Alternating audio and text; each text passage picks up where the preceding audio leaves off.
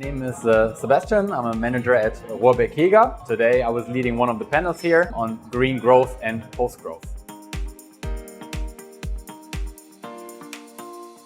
What surprised me most, I think, was in my panel on green growth and post-growth, that post-growth actually didn't shock companies or the people representing the companies as much as I would have expected from past conversations, where post-growth was always a topic where people really shied away from, and this didn't happen today. So these participants were really eager and interested in talking about that topic. Atmosphere is changing a little bit. Sustainability has become center stage for many companies nowadays, and I think it comes with some openness towards topics that are discussed in the sustainability community also. And people understand that they probably need to change things, so they also become more open to new ideas.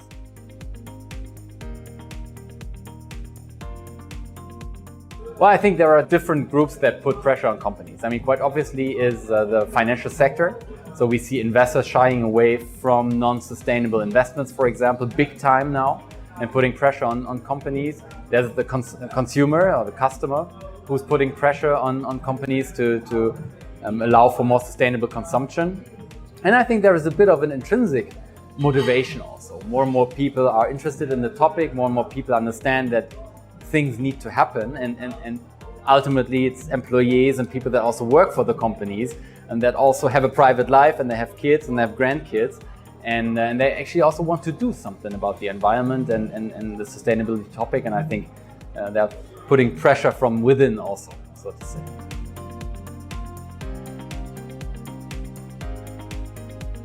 Not only professionals, I would say. I mean, cognitive dissonance, the concept really is that you want to do something, but ultimately your behavior is completely different, and you need to, align in your head your behavior that is actually not in line with what you believe in. And I think that's a problem that people in general have when they do things. But it's also not only in the head of people. I think when it comes to people and companies, there's also the problem that you operate in a particular logic. So the logic of selling cars, and the more cars you sell, the better it is. And at the same time, you totally understand that you need less cars on the road to become more sustainable. So I think that's not even a question of cognitive dissonance. It's a dissonance, between the business logic, or the traditional business logic, and what from a sustainability standpoint would be needed.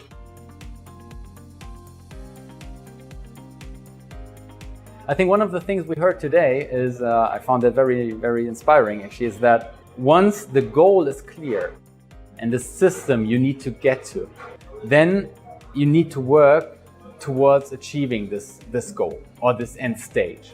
And this is the work we do when we do Foresight, right? So we build scenarios, we build pictures of the future, we try to make them engaging, we try to build visualizations, narratives that speak to people and that people can unite behind.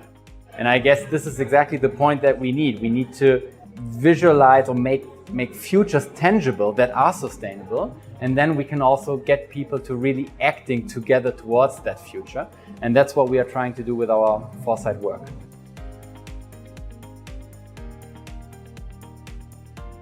Well, 10 years time, the timeline, I mean, it's not my personal choice. I think we know from experts that we pretty much have 10 years to achieve some major sustainability goals.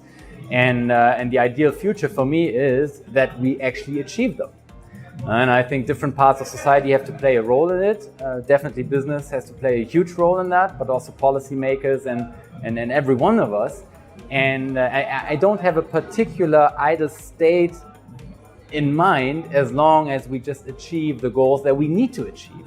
And that would be the ideal world, that in 10 years I got news in the evening news that says we actually achieved the goals.